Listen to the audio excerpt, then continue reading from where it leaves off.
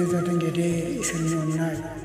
नैबे मादैया आरजनि गेजेरजों प्रार्थनानि गेजेरजों गेदेर इसोरनि अननायखौ मोननो हाबाय। बिथांनि टेस्टिमनि होनायखौ नोंथांमोना खोनासंलांदो।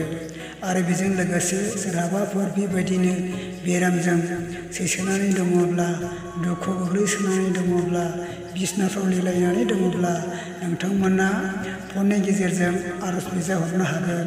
लोगोफोर, कन्टेक्ट नाम्बारखौ गाहायाव होनाय जाबाय। बिदिब्ला नैबे मादैनि टेस्टिमनि होनायखौ नोंथांमोना खोनासंलांदो लोगोफोर। आं गिबिसिनथाराव बासायग्रा प्रभु जिसु ख्रिस्टखौ हामबायनो।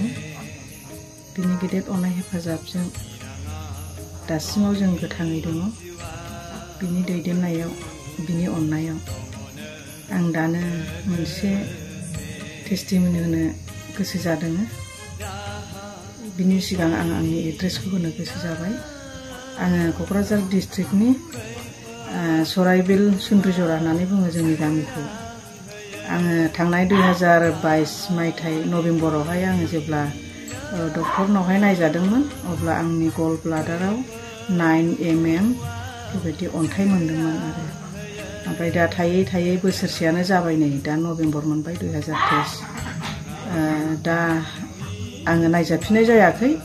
दा नैबे आदै बिफिननि गेजेरजों आरो गुबुन गुबुन इसोरनि बिसासि फिसाफोरनि गेजेरजों बिसौ जानानै आङो दा गाहामै दङ। आङो दा बेखौनो बुंनो सानदों। आङो बै समावहाय आङो उदै सानानै माबाफिनदोंमोन आरो। ओमफ्राय बे समाव आङो गोबां आंनि बिसौग्राफोरखौ खावलायदों आरो आदै बिफिनखौ आं खावलायहरदों।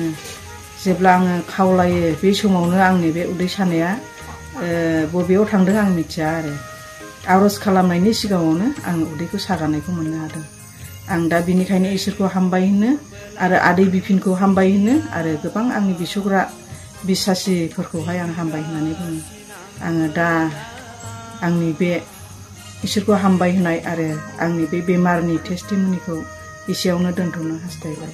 आंनि बुंनांगौआ बेनो।